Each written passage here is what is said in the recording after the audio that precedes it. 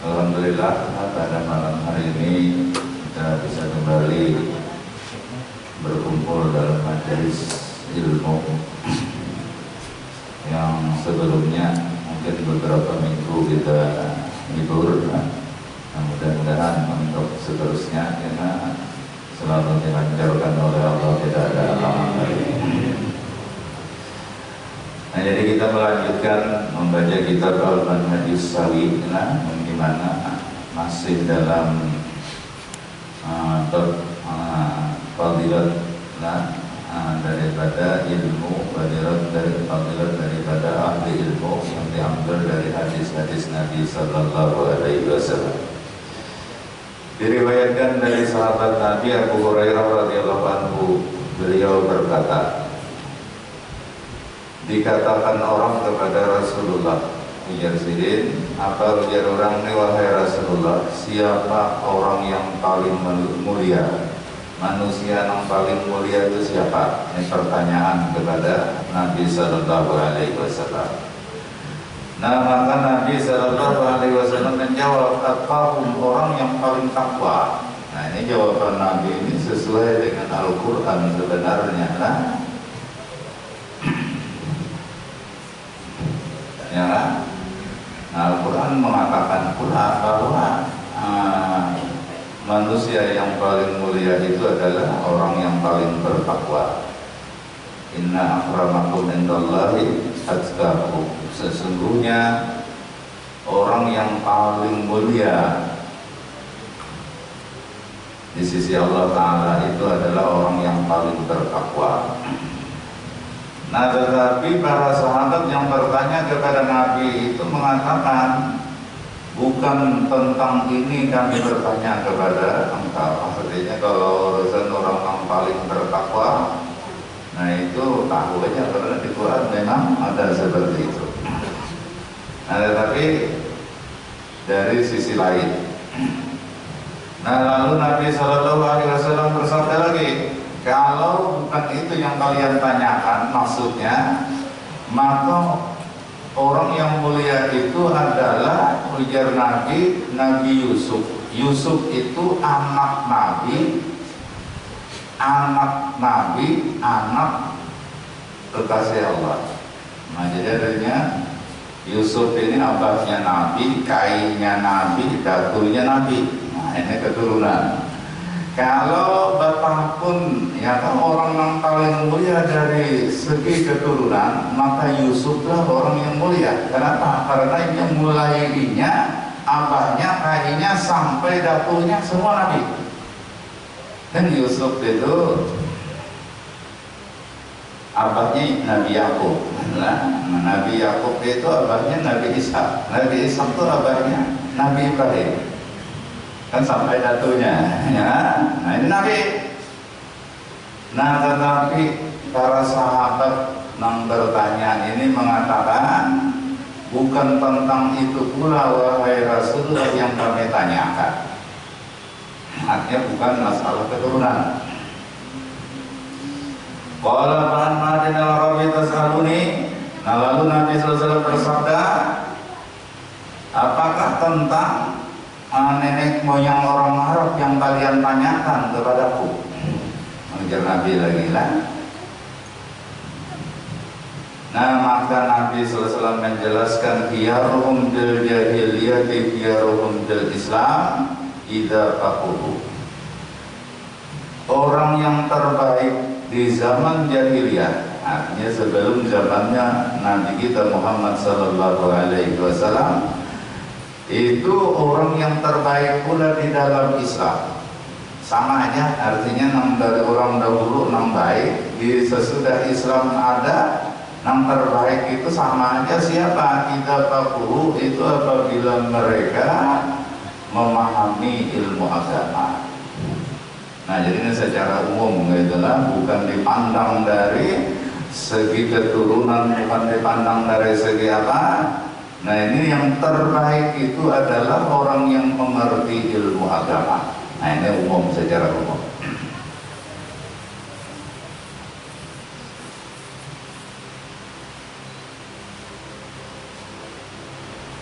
Qala Imam Nawawi, berkata Imam Nawawi lah di dalam hadis di atas itu, Fa'an ma'adinil Arabi tas'aluni. Ma'adinul Arab usuluha. Nah maksud ma'adinul Arab itu asalnya, ma'adin itu jamak dari ma'din. Ma'din itu tambang, ya, tambang emas, tambang apa, tambang batu bara itu ma'din dalam bahasa Arab lah. Tetapi yang dimaksud di sini dari Imam Nawawi, usuluha itu nenek moyangnya orang Arab. Wa faquhu, nah di sini barisnya faquhu itu bidhamil qaf dan qafnya, makanya isim fa'ilnya faqihun.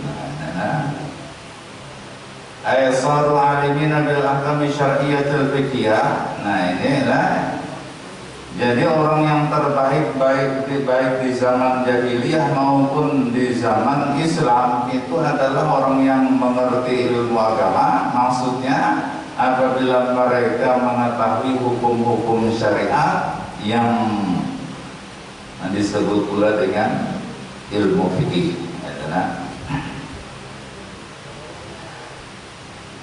Nah kemudian waqala Rasulullah sallallahu alaihi wasallam, yashfa'u yawmal qiyamati salasatun, al-anbiya'u summal ulama'u summa syuhada. Nabi sallallahu alaihi wasallam bersabda, akan memberi syafaat pada hari kiamat nanti 3 golongan manusia. 3 golongan manusia. Nah ini harus dipahami lah. Itu dalam ilmu alat itu dikatakan al-adadu lamaku malam, bilangan itu tidak bisa dipaham, dibatasi sebatas itu. Ini harus dimengerti. Karena bila pada paham ininya, karena ada hadis lain lah bertentangan jadinya kena. Nah jadi Nabi mengatakan akan memberi syafaat di hari kiamat nanti 3 golongan, tapi maksudnya sekurangnya 3 golongan, lebih dari 3 bisa. Karena ada hadis lain yang menyebutkan ya kan, di luar dari 63 ini ada juga yang memberi syafaat. Nah misalnya ada disebutkan bahwa ar-rajulu yashfa'u li jiranihi, seseorang itu bisa memberi syafaat kepada tetangganya. Nah padahal ada termasuk 63 ini kan. Nah jadi pengertian itu seperti itu. Bila Nabi itu menyambat hitungan berapa Pak, itu maknanya sekurangnya saya itu lebih bisa.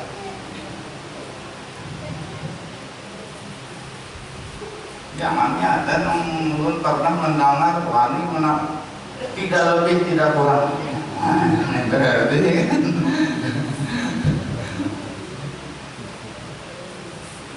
itu bila wani mengatakan tidak lebih tidak kurang itu harus ada dalil lain yang menyebutkan seperti itu. Kalau kata-katanya mutlak seperti itu, maka maknanya sekurang-kurangnya yang disebut Nabi lebih bisa.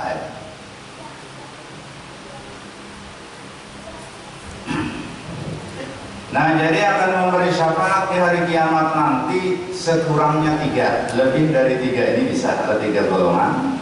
Yang pertama al-anbiya, nabi, para nabi. Nah, nabi itu yang mulai Nabi Adam sampai Nabi kita Muhammad sallallahu alaihi wasallam itu bisa memberi syafaat. Nah cuma banyak sedikitnya syafaat itu pertolongan bahasa kita. Karena definisi syafaat itulah su'alul ghair lil ghair minal ghair. Jadi permintaan si A untuk si B mintanya kepada si C. Paham kalian? Nah misalnya Nabi memberi syafaat gara gagasan si Anam. Kepada siapa mintanya? Kepada Allah. Jadi Nabi ini minta kepada Allah supaya si Anam ini dibebaskan dari siksa misalnya, atau diringankan dari siksa. Itulah makna syafaat. Jadi su'alul ghair lil ghair minal ghair.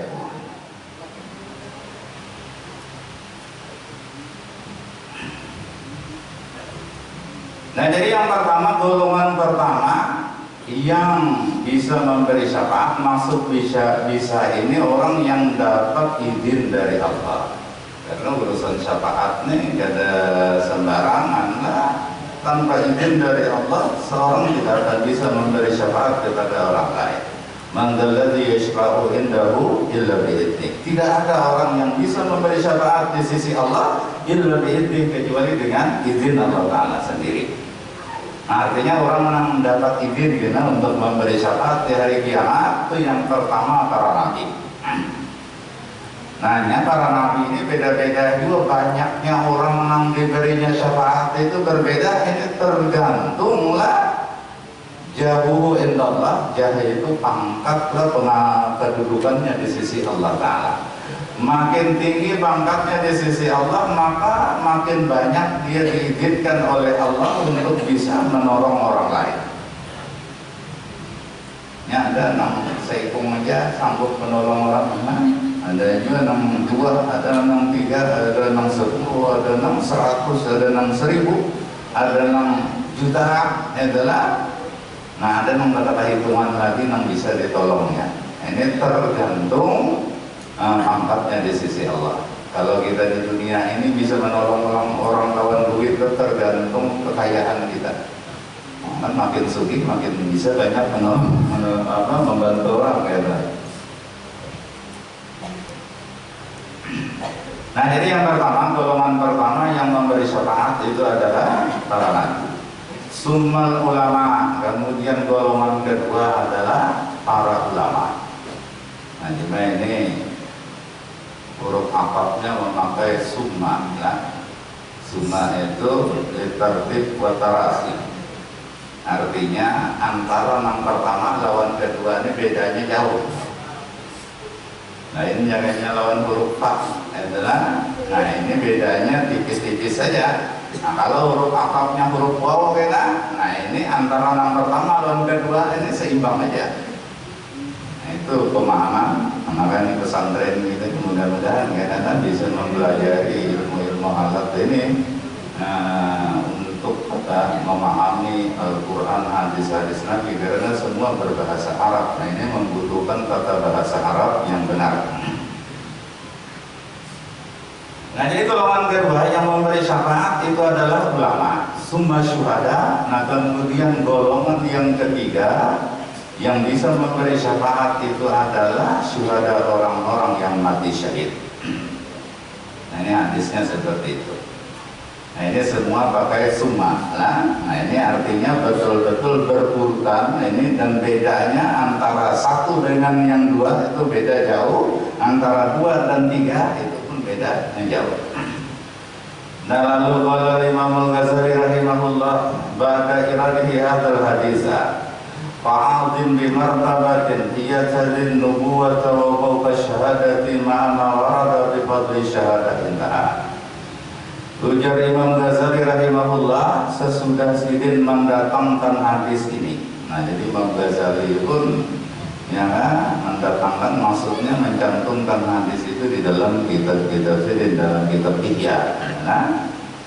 Nah sesudah itu ujar Sidin, alangkah besarnya martabat yang mana martabat ini mengiringi martabat kenabian. Artinya urutannya itu sesudah Nabi, yang martabatnya wa fauqa syahadah, dan di atas syahadah orang mati syahid.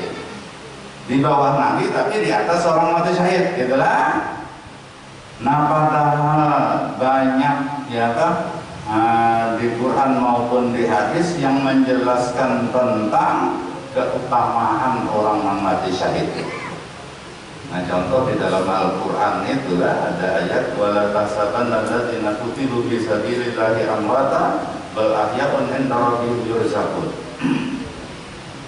Jangan sekali-kali kalian mengira menyangka bahwa orang yang mati terbunuh di jalan Allah, mati syahid itulah, nah itu mati bergujuran. Jangan dikira, apalagi dipastikan mengira-ngira aja, jangan.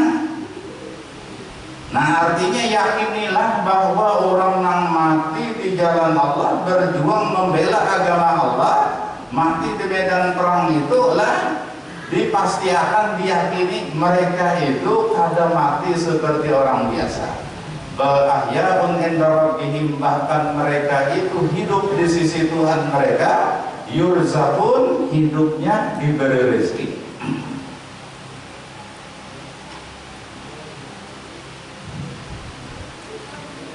Nah maka ada doa haul baik adalah dia rejak bila haul di kubah dalam biasa doa itu yang dibaca. Nah itu diantaranya doa itu lah minta sampaikan pahala dari apa yang dibaca itu kan kepada ahli kubur. Nah lalu ahli kuburnya ini dijelaskan minal muslimin wal muslimat wal mu'minin wal mu'minat al ahya'i minhum wal amwat. Padahal kita berpikir ngaran ahli kubur itu kan orang mati, tidak usah dijelaskan lagi nang hidup di antara mereka dan yang mati. Berarti Sidin itu kan mengarang doa ini, orang ahli kubur itu ada nang hidup, ada nang mati. Nah maksud nang hidup itu yaitu nang hidup di sisi Tuhan mereka, ya diantaranya adalah orang-orang yang mati syahid.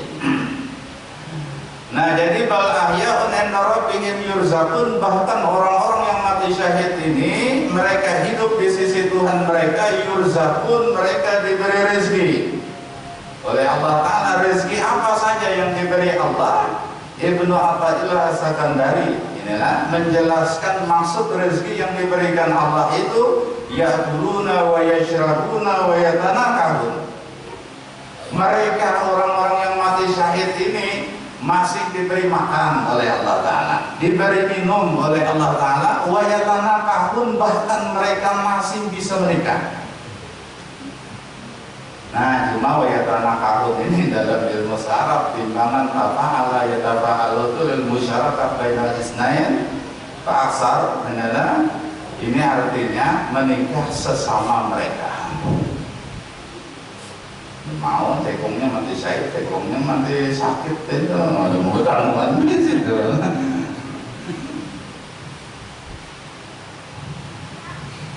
Nah jadi ada bapak mati bujang, asal mati syahid, mati bujang, mati sakit. Nah ini 2 kali sakit.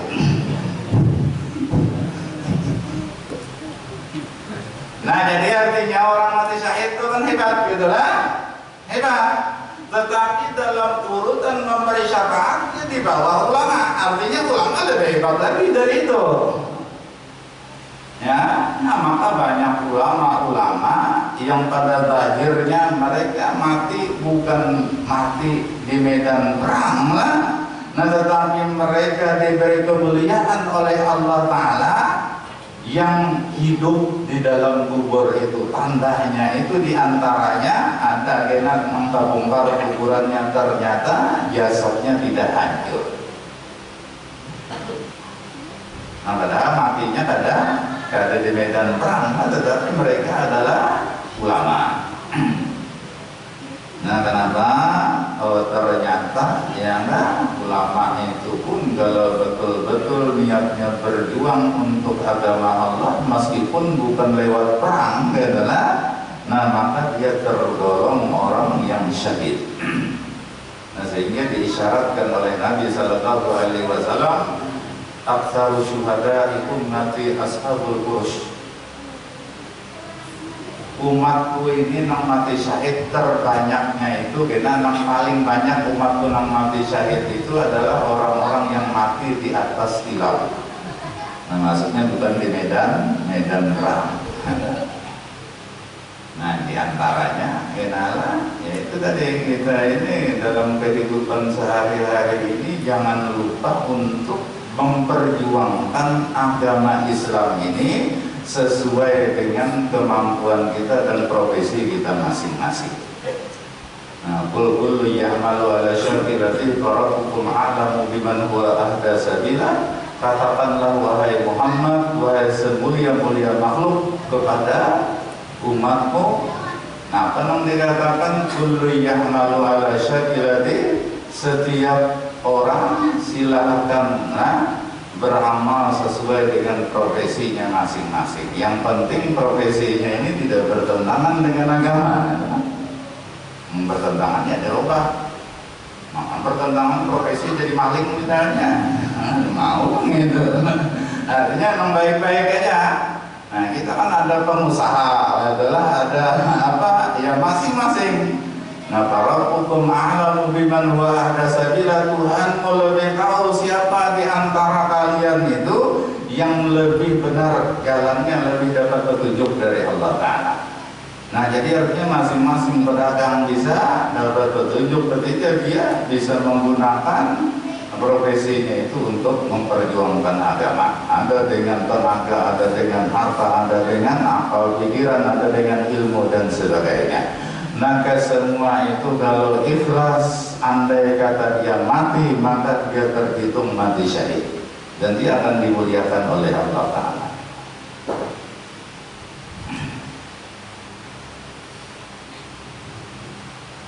Qultu wa bidzalika dalilun ala anna ulama al-amilin afdalu indallah minasyuhada alladziina qutilu fisabilillah fisabili nasriddin. Nah, aku katakan ujar pengarang kitab ini Habib Zain bin Smith ya, yang mengarang kitab ini. Nah, di dalam hadis di atas memberi syafaat 3 tadi urutannya disebut Nabi, itu adalah menjadi dalil yang menunjukkan bahwa ulama yang mengamalkan ilmunya,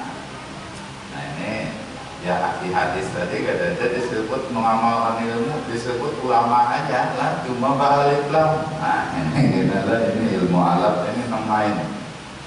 Alif lamnya itu ulama itu bukan sembarang ulama lah, bukan sekedar orang yang pengetahuannya luas misalnya tentang agama, itu disebut ulama yang bisa memberi syafaat di sini tidak. Tapi dia disebut ulama pakai alif lam, ini maksudnya al ulama al amilin, itu ulama yang mengamalkan ilmu. Karena bila ada mengamalkan ilmu, nah ini adalah dia termasuk orang yang diancam oleh Allah dengan siksa.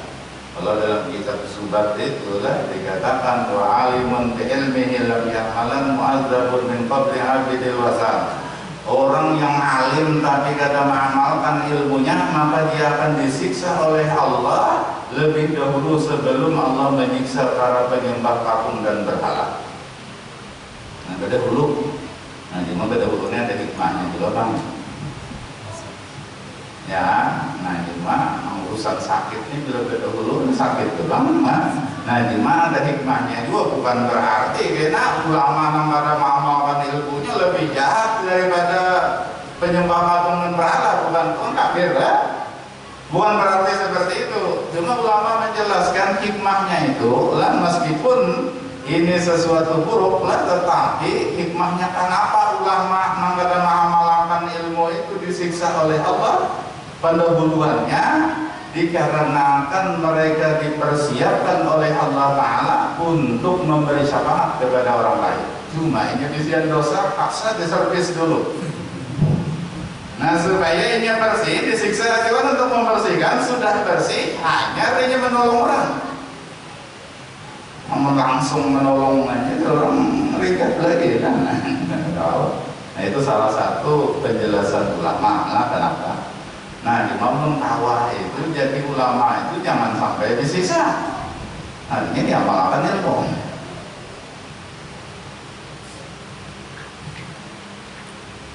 Nah, atau di dalam Quran itu kan ada ancaman kabura maqtan indallah bi an taqulu ma la taf'alun. Sangat besar sekali murka Allah Ta'ala ketika kamu mengatakan sesuatu yang kamu tidak mengerjakannya. Ulama ini kan mau khutbah, ya juga pengajian, ya juga ceramah, ya juga menasihati orang, tapi seorang nggak memakai juga. Nah, ini murka Allah besar terhadap orang yang semacam itu. Nah, jadi di sini dikatakan mujazzidin hadis di atas itu menjadi dalil yang menunjukkan bahwa ulama yang mengamalkan ilmunya itu afdalu indallah, itu lebih afdal di sisi Allah minasyuhada illadzina qutilu fisabilillah nasriddin, ketimbang orang-orang yang mati syahid yang mereka terbunuh di jalan menolong agama, di jalan membela agama. Qala Hasanul Basri rahimahullah, ini berkata Hasan Basri rahimahullah. Hasan Basri ini sayyidut tabi'in, penghulunya tabi'in. Yuzanu midadul ulama bidami syuhada bayarjahu midadul ulama ala dami syuhada. Ditimbanglah tintah-tintah tintah yang dipakai oleh ulama untuk menulis ilmu adalah lawan darah orang-orang yang mati syahid. Ternyata timbangannya lebih berat tintahnya ulama ketimbang darahnya orang yang mati syahid. Orang mati syahid itu lah mati di medan perang itu bahkan hukumnya tidak boleh dimandikan, haram hukumnya mematikan. Biar aja lawan darah-darahnya itu, nah kain kapannya pun yang dipakai itu pakaiannya perang itu. Nah, kalau yang kurang menyerta baik, lihatlah. Nah, kenapa? Karena darahnya itu yang pertama nanti ditimbang lah. Nah, yang kedua darahnya itu menjadi saksi, menjadi bukti bahwa di hari kiamat orang ini benar-benar mati syahid. Nah, yang ketiga darah itu nanti akan berbau wangi, lebih wangi dari minyak wangi paling wangi yang ada di dunia. Padahal darah ini hanya bina lawas dari nyaman baunya, tapi di akhirat harum banget baunya. Nah, ini urusan Allah, itu lah. Jangan masuk akal lalu darah mau bau harum. Nah, jadi artinya darah itu luar biasa ditimbang, tapi lah dibandingkan lawan tintah yang dipakai oleh ulama untuk menulis ilmu. Nah, itu timbangannya tabarat tintahnya ulama.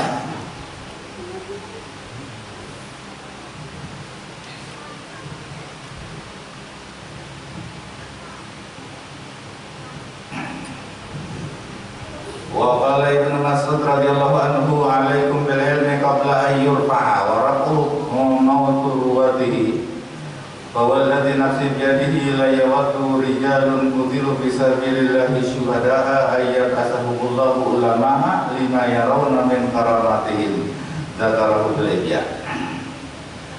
Nah, berkata Ibnu Mas'ud radhiyallahu anhu, Ibnu Mas'ud ini salah seorang sahabat besar Nabi. Besarnya bukan besar awak. Kalau Ibnu Mas'ud ini awak halus benar. Dalam riwayat bila Nabi duduk, berdiri di hingga Nabi itu tingginya sama. Bayangan biar adalah itu halus pada daus gini lagi orangnya. Nah, tetapi dia dikatakan sahabat besar. Kenapa? Nah, karena yang pertama ilmunya. Itu maksudnya salah seorang sahabat yang banyak sekali meriwayatkan hadis dari Nabi Sallallahu Alaihi Wasallam yang kedua karena amalnya, ketakwaannya. Nah, ujar Ibnu Mas'ud. Nah, Ibnu Mas'ud ini kalau Nabi itu perang, tugasnya Ibnu Mas'ud itu, atau Nabi melakukan apa? Tugasnya Ibnu Mas'ud itu biasa mengikuti akan sandal Nabi. Jadi sandal Nabi itu dirasuknya ke tangannya, nah ini di dalam sampai ke siku ini, ya. Kurangnya halus.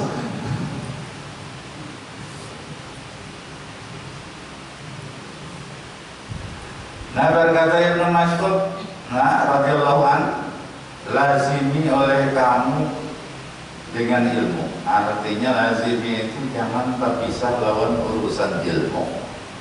Nah, ini hari-hari itu usahakan ya berhubungan dengan ilmu, baik membaca apa ya, hadir di pengajian kah atau apa. Nah, makanya ulun selalu berusaha. Kadang-kadang garing ada kalau pengajian itu ulun kirimin di WA tanya. Ada ulun kan di grup juga.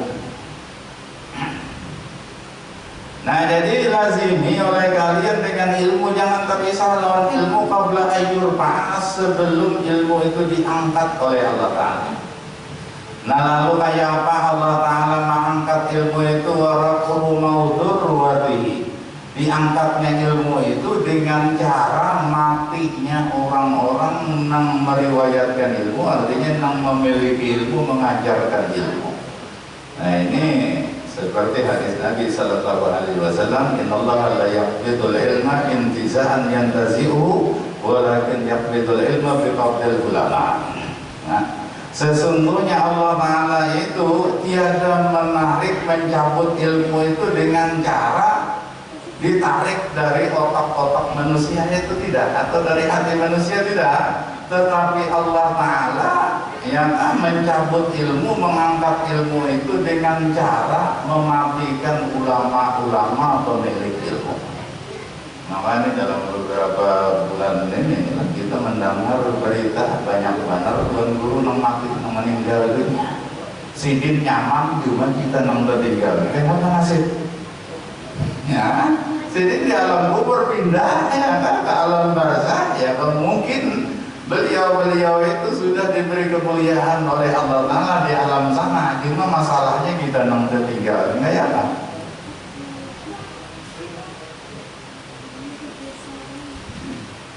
Nah, sampai isyarat hadis ini lah, sehingga nanti ujar Nabi ketika tidak ada lagi tersisa seorang pun daripada ulama, maka orang-orang ini mengangkat pemimpin itu orang-orang mangkodo. Tidak ada berilmu lagi.